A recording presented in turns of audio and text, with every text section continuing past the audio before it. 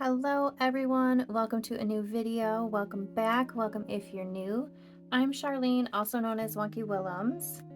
It has been a hot minute since I did a video. Life has been so busy and I am very much looking forward to concentrating on my art more and not so much on my day job.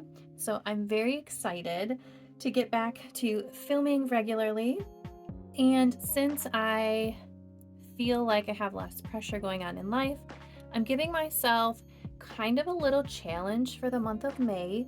I really want to get better at using traditional gouache. And what I did to kind of hype myself up, I bought this cute little palette. It like fits in the palm of my hand. It has 24 wells for color, which 24 colors is a lot. And before I start kind of jumping in and doing exercises and gouache practice, I kind of want to find out what colors this entire palette can make. Like I want to know all of the color possibilities instead of just using them straight out of each well. I did this with acrylic gouache months and months ago. So here is an example of what I want to do with this. I just took all of the colors and did 50-50 ratio. Obviously you can get more colors if you change up your ratios, like 50%, or not 50%. If you do like 25% of one color, 75% of another color versus 50% of one color to 50% of another color. So it can really like vary depending the percentage. That's way too far in depth for me. So this example here is just straight 50-50 mix between the colors. That's also what I want to do here. I'm a little nervous with how long this is going to take. This I think is 12 colors for this one, and it took me quite a while. This is double the amount of colors, but I'm going to show you how I do this today. So let's get into it. If you're wanting to do this, things that you're going to need is a pencil, a ruler, and paper. That's the basics, obviously. And of course you're going to want the paints that you're going to use, some water, paintbrushes, paper towel, and probably something to protect your surface. And I would recommend having a palette or a piece of glass that you can kind of mix your colors, because obviously this little mixing palette right here is going to be a little too small for making all of the colors that are possible with this palette. What I have right here, this is a glass palette. I did go ahead and clean this. I've got myself 2 cups of water. I will probably have to change them at some point. And then I already pre-drew my grid. Here is my palette that I'm going to use. I nicknamed it Little Red because it's red and it's little. So then what I did is I made a grid even to how many colors I have. So I have 24 colors. I did 24 boxes across and I did 24 boxes down. And I also left myself a little space on the top and a little space on the side to be able to write which colors that are going to be in that row. I'm just going to do it in my sketchbook. I probably should do it on a separate sheet of paper for reference for later, but I don't know. I've really been loving working in my sketchbook. These are those cheap ones from the Dollar Tree that I've talked about in previous videos. This is my second one, and I'm getting close to being done with this one, so that's really exciting. So let's talk paints. The gouaches that I am using are a mixture of brands. I have Holbein traditional gouache. I also have Turner design gouache. And I have Winsor & Newton designer gouache. So those are the 3 brands that I'm using. I will put in the description all of the colors that I'm using The Turner gouache I got from Jerry's Artarama. And then I'm pretty sure Winsor & Newton. It's very easily found on Blick, Jerry's Artarama. They even sell these at like Michael's. I'm sure you could probably find this very easily online. Same with the Holbein gouache. You're gonna go to a more like higher end art store like Blick or Jerry's Artarama. Which ones are my favorite as far as brands go, I don't know yet. As I was kind of playing with them a little bit the other day, I think that I'm leaning towards Holbein being my favorite, but I'm not 100% sure yet. I really do like the Turner acrylic gouache better than the Holbein acrylic gouache. So we will see how I feel about traditional gouache. Today is all about traditional gouache. So before I start swatching everything, what I want to do is write out my colors on my grid. So I did go ahead and write out all the colors I have on this little post-it to make it easier for myself. And I don't think that I'm going to write out the entire name because some of these names are really long. So I think I'm just going to abbreviate. So I have Carmine. So I'm just going to do a C. Brilliant Red, BR. But then here's where it gets interesting. Then I have Bengal Rose, which is also BR. So we'll just do B Rose. So I think you got the gist. I'm gonna go ahead and I'm going to write every color that I have this way and then every color I have that way. And then I will meet you back here for the next step.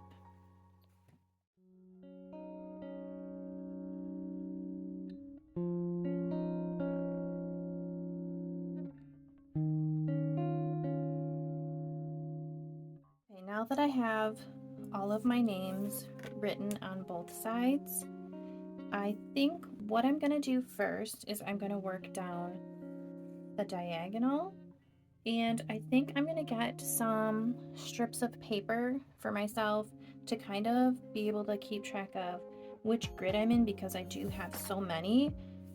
If you have a smaller amount of colors, you might not need strips of paper to keep track of what box you're in, but I'm gonna do that because I have so many and they are so small. So I'm gonna grab some paper and I will be right back. So I just cut 2 pieces of printer paper to kind of go like this and like this, so I can kind of keep track easily where I'm at as I work. Of course, as I start, it's gonna be easy and then it's gonna get harder as I go down a diagonal. I think I'm going to use a round number 4 brush because these are pretty small squares. So what I'm going to do is I'm just going to start the diagonal, and what you're going to do is you're going to match up your axis here. So here I have Carmine Red, so I know that I'm going to put only Carmine Red in that box. And then I will go to the next diagonal box. This is going to match up with the Brilliant Red. So you're going to only be filling in half of your, it's going to be kind of like a triangle of your grid. It's going to show you your colors. You can do the whole thing, but you're going to get the exact same thing on each triangle. And I just feel like that's a little too much work that I want to do right now. I just want to know at least one time all of the colors this palette will make. So I'm going to go through and put the diagonal of the true colors before we start mixing.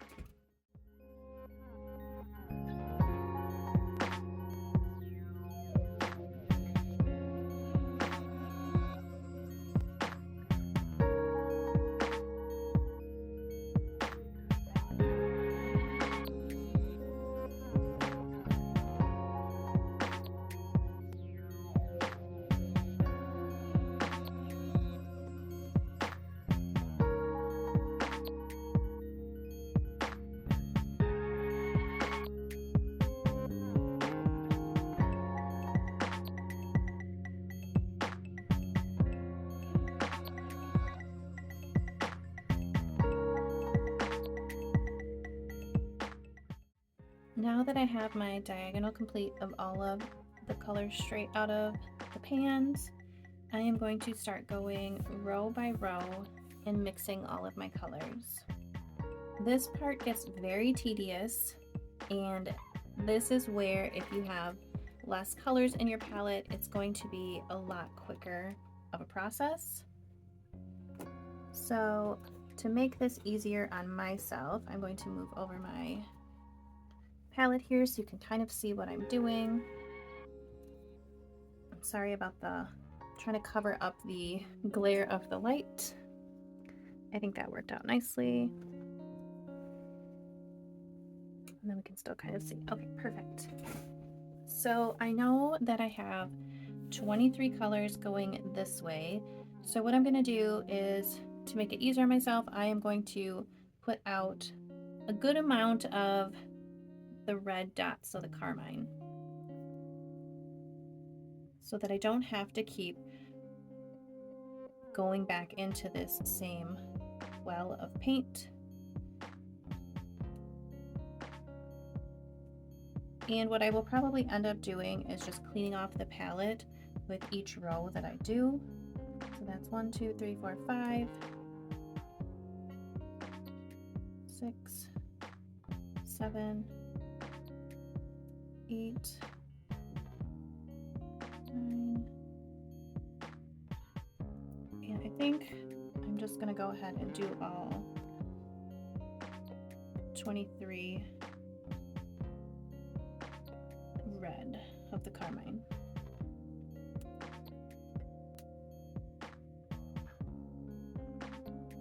There's 21, 22, 23.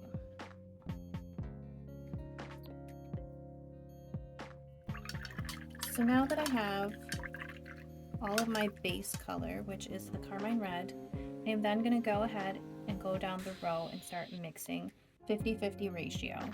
So my next color is going to be the Turner Brilliant Red.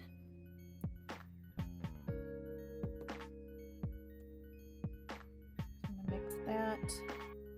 And then once I have that 50-50 mix, I'm going to go ahead and paint in this square.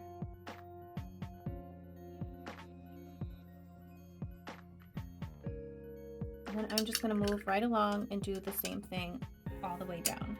So next is going to be the Carmine Red and the Winsor & Newton Bengal Rose.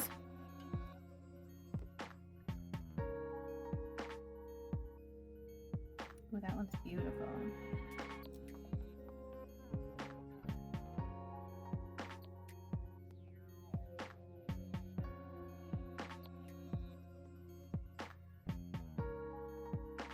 And I will do a couple more with you before I speed this up. So the next one is going to be Opera Pink. And as far as my 50-50 ratio, I'm just eyeballing it. It doesn't have to be perfect. And then of course, your colors can also change by how much water you have mixed with your paint. With water-based paint, there's so many variables. It could be the different ratios of paint you're adding, the different ratios of water. There's so many variables to make way more colors than we're going to make here. So the next one is going to be the Turner Permanent Orange.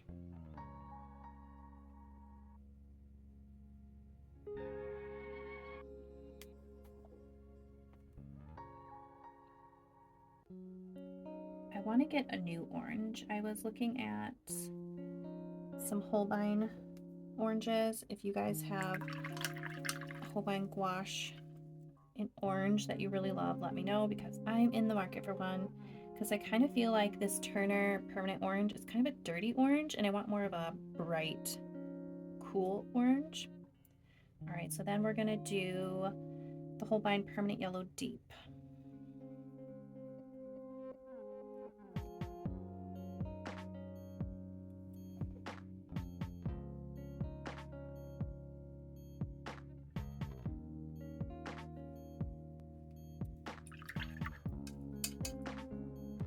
And I think you guys kind of get the gist of what I'm doing. I am going to go ahead and just continue on down with the Carmine red as my base and use each one of these dots for my mix.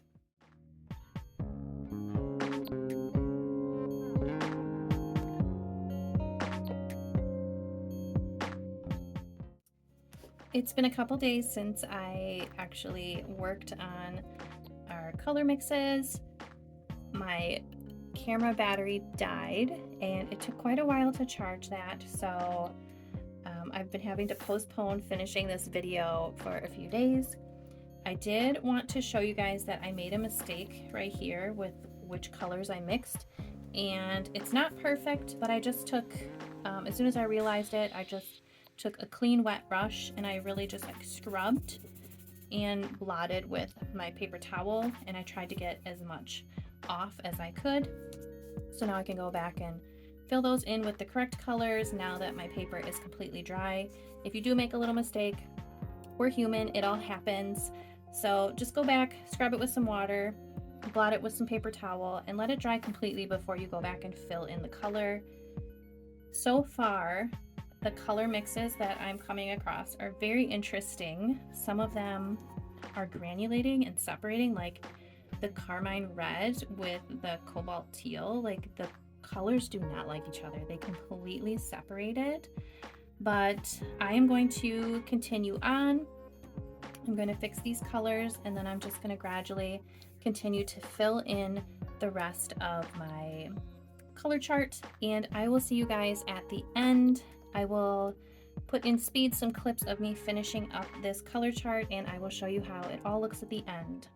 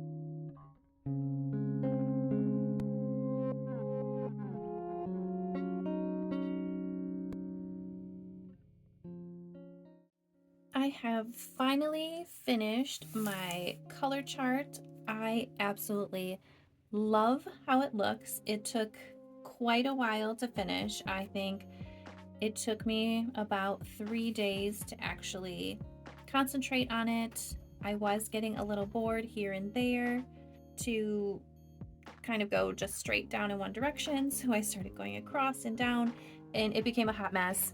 I don't know that I recommend doing that. It did cause me to make a lot of mistakes. So looking back, I would just suggest to take your time, go slow so you don't make mistakes like I did. Even though I feel like with the mistakes that I made using that technique of the wet, clean brush and scrubbing it, blotting it, and letting it dry fully, it didn't really make much of a difference. I don't feel like. Right in here a little bit, it's kind of dirty looking, but it doesn't bother me. I feel like it still worked very well. I do recommend doing this. I did learn a few things along the way. I also figured out some colors that I absolutely adore. I really love this line right here. It's like pastel, but it's, I don't know, like a richer pastel, and it's everything mixed with this rose pale, or this pale rose blush gouache. I don't know, I just love the different tints you can get from that. I absolutely adore like this orange and the pink area and all of these greens that you can get. I also learned that my purples are not easy to reactivate with water once they're dried down. This is an on-the-go palette, so that's why I did dry down my gouache. I am wanting to teach myself how to paint with gouache in the wet form, as more of like an acrylic painting style with wet paint, but in gouache. I hope that makes sense. I did go ahead and create like a whole lesson plan on how to teach myself how to paint in gouache. Maybe that's something I can record and we can do together if you're also interested in improving your gouache skills.